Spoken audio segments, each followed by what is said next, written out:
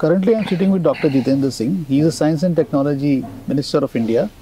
He talks about the Government of India's Bio E3 policy and the impact it will have on the biotechnology space in India, and how will it have an effect on the 2047 Viksit Bharat aim. No, certainly I think to a great extent you have indicated the reply also in your question, because when we talk of 2047 India, the century India, the Viksit Bharat, as Prime Minister Shri Narendra Modi keeps reiterating, so our vision and our strategy also has to be designed accordingly. And I'm glad and also proud that under Prime Minister Modi, we are among the first to have come out with a dedicated, exclusive policy for biotechnology and bioeconomics. And that's based on the understanding which is there globally today that the next industrial revolution would be biotechnology driven, bioeconomy driven. That's like the IT driven revolution that happened in the 1990s, which in also other words means that the global economy will gradually shift over from the manufacturing culture to a culture based on regenerative processes, recycling. And therefore, to be part of that global world and also to walk at the equal pace with the other nations, it was important for us to devise a futuristic strategy, and I'm glad that Prime Minister Modi supported this proposal by the Department of Biotechnology, and today India is among the first countries to have an exclusive biotechnology, bioeconomy policy, which we have very thoughtfully, very appropriately named as Bio E3, which sums up very meaningfully saying biotechnology for economy, biotechnology for environment, biotechnology for employment. Because this will cover broadly three components: A, the R&D component; B, the entrepreneurship component, which also includes the startups and the livelihood sources; and C, of course, broadly, the environmental aspect, which is a concern of the entire world today. Is this policy very unique per se to India, or are there similar policies elsewhere also globally, sir? Other countries have gradually started entering into this, but I think India has an advantage in the sense that we have a huge bioresource. Yes. Secondly, when we plan for 2047, we also plan not only for Viksit Bharat, but also at the same time Atmanirbhar Bharat, which is also a target and a goal given to us by Prime Minister Modi. Now, when we talk of Atmanirbhar Bharat, I think as far as economy is concerned, our huge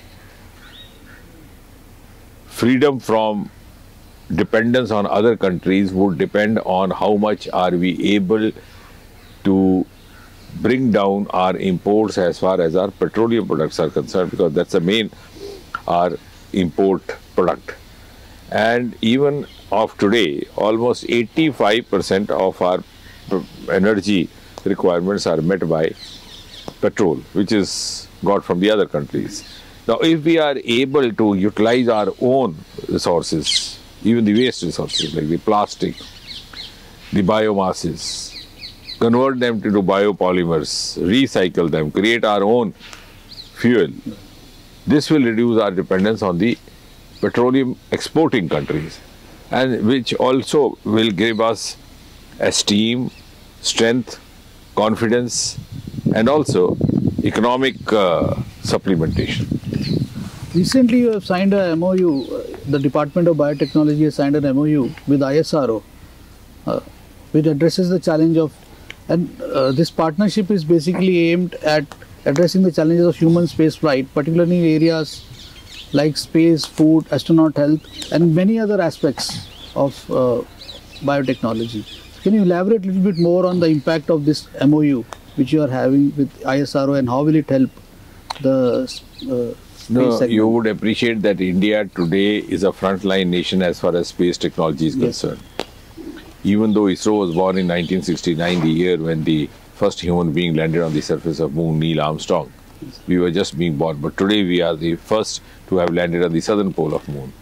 Similarly, we are just among the 3 nations who have launched our solar missions. Yes, sir. The fourth one also came up after us.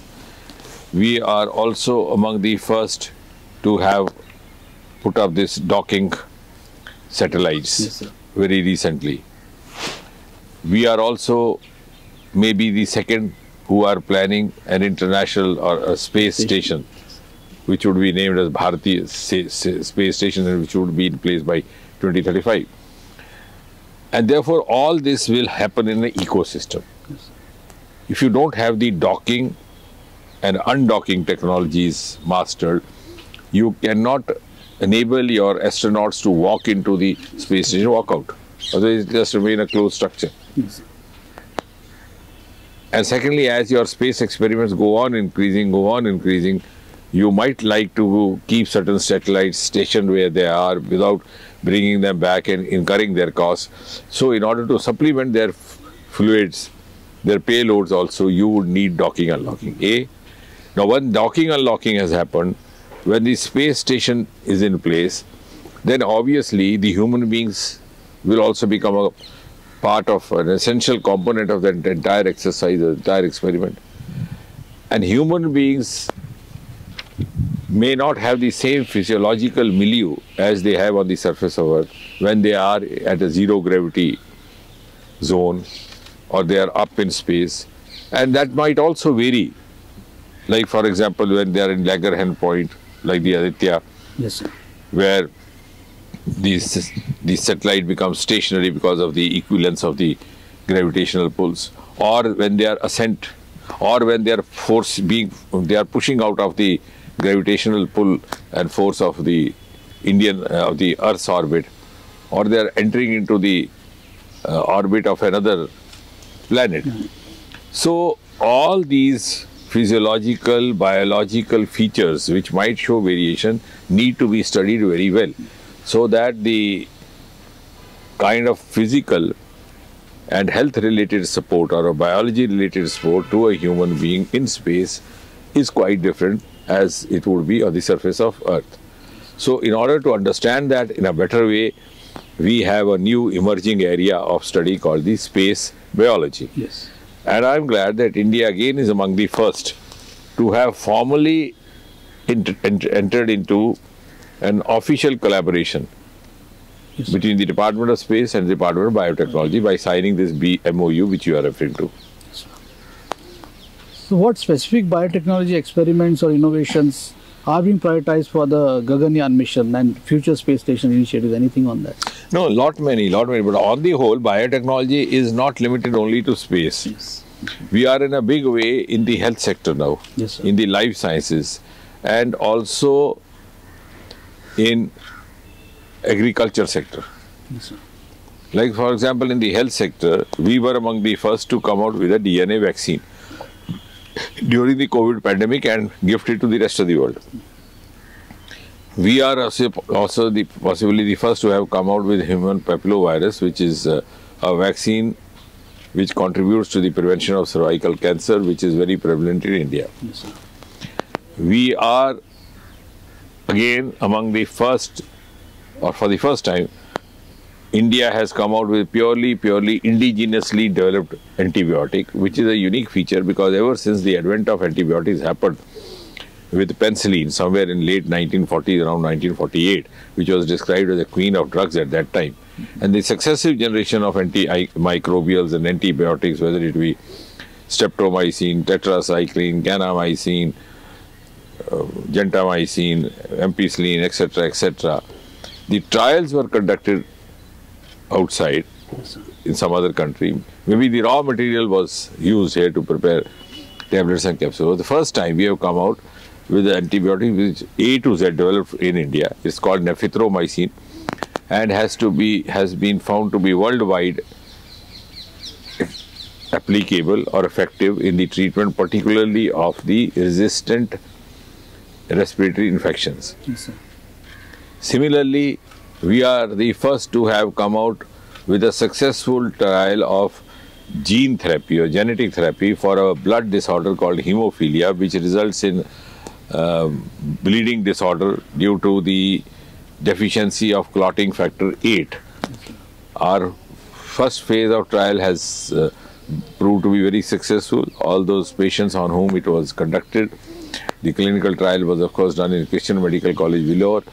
Nearly 60% of the factor 8 has been developed. None of them had any episode of bleeding during all this entire follow-up. And the authenticity of this success is borne out by the fact that this was published in the form of a separate exclusive article by the world-renowned New England Journal of Medicine, which is among the oldest journals of medicine in the world. The New England Journal of Medicine and the British Medical Journal are almost 200 years old and the oldest in the world. What are the specific challenges of space missions, and how, in a way, broadly, biotechnology can help overcome those challenges? One, of course, is the human, as I said. The other is that only other day you must have read in the newspaper some seeds sprouting out in space. Yes. So maybe tomorrow, when a human being is expected to stay in the space or live in the space for a longer intervals of time, or maybe for some indefinite intervals of time, he may not be expected to depend on the food packets that he carries from the earth. Yes, sir. He may be in a position to develop his own vegetable material or some or other eatable stuff. Yes, sir.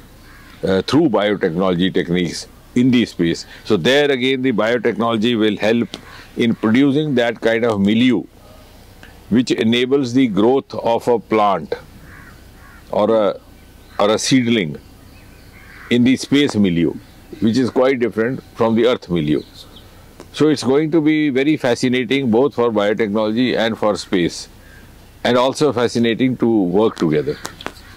Space technology has reached to the households of common citizens now. So, what do you think? How much of it has changed in the last 10 years? No, I think after Prime Minister Modi came, 2-3 things happened. A, that it was opened up to the private sector, so it gave it a huge boost. There was a huge contribution from the private sector. There are huge investment both from the FDI as well, yes, which has suddenly given it a quantum leap.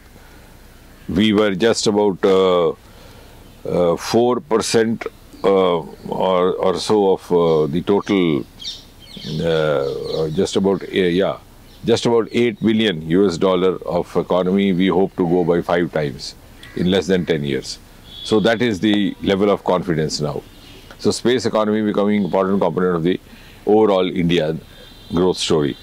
The second is that India after 2014 also created a role model of space technology, not being confined only to the launching of rockets or satellites, but also engaging in infrastructure development, in development activities, whether it is agriculture, whether it is telemedicine, whether it's healthcare, whether it's governance, whether it's revenue. So in governance also we are using for grievance redressal, AI techniques and space for mapping of the lands and farms. We are using space technology along with the drones. That's a beautiful program called Swamitva program. Telemedicine, of course, you know, agriculture sector right from soil health, in mining to detect with satellite images which mineral is available in which part of the earth. In academics, in healthcare, we are among the first to have also come out with technologies which are working in cognizance with the other areas of science, besides, of course, the telemedicine. And likewise, in communication, yes, now we are also soon entering into an era of communication through satellites, no longer confined to only optic fibers.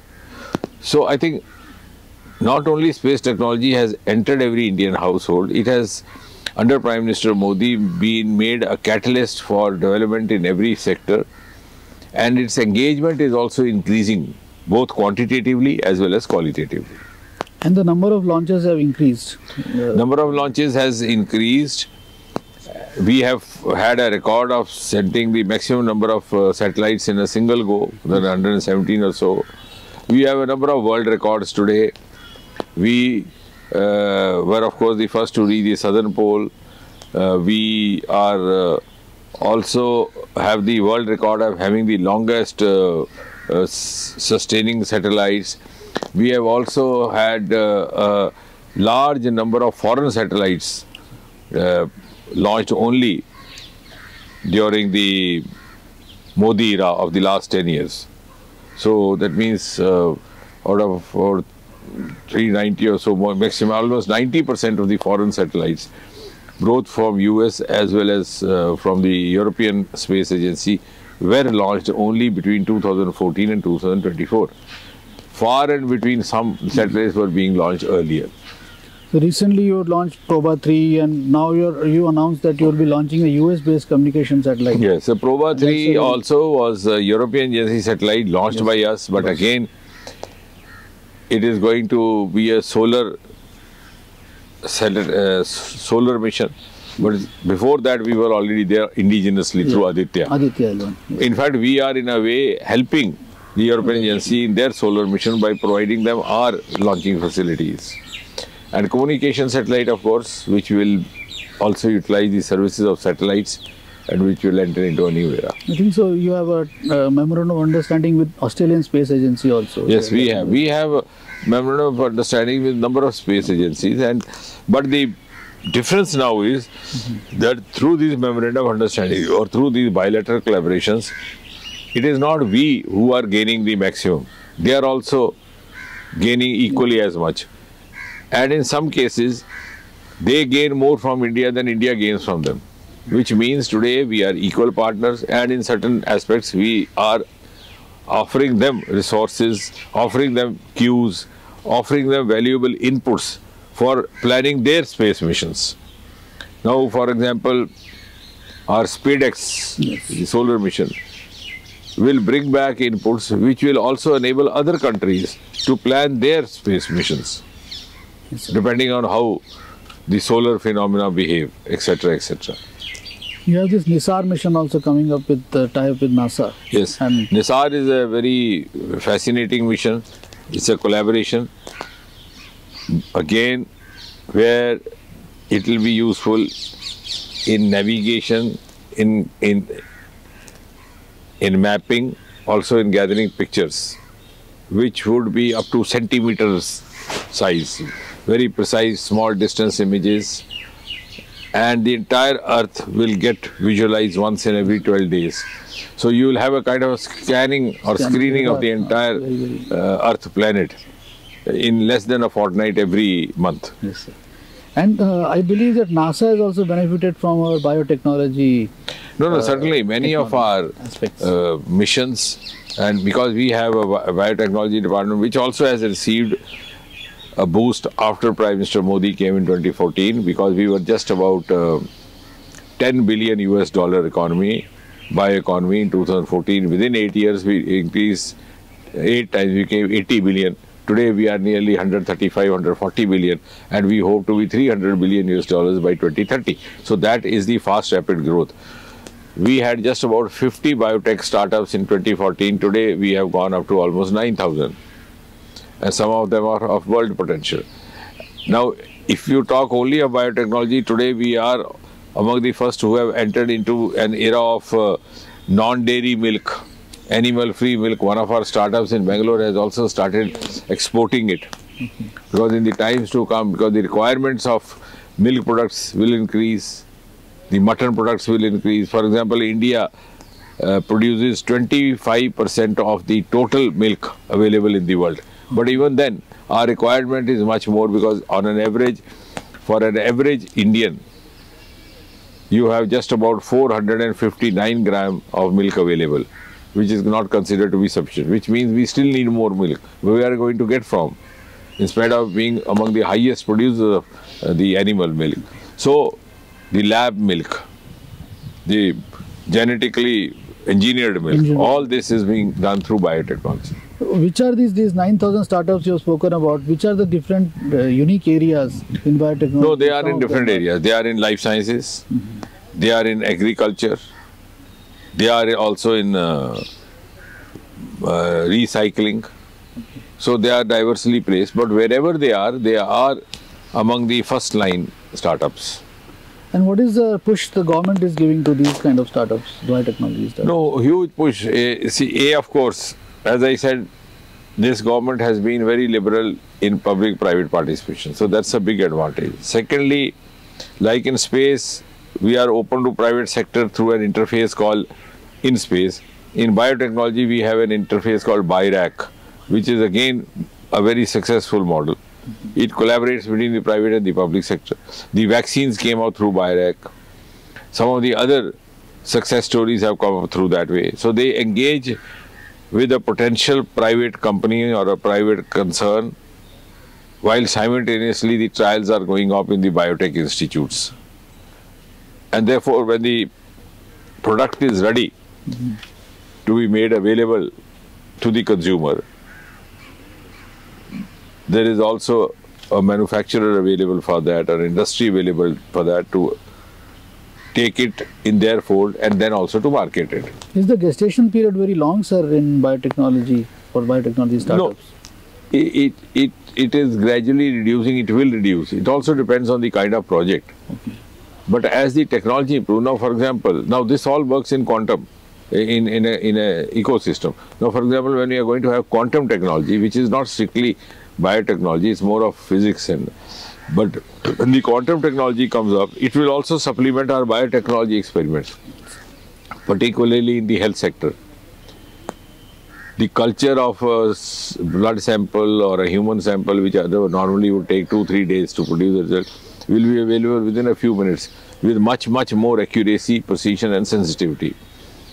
The scanning of the patient's cells would happen very rapidly.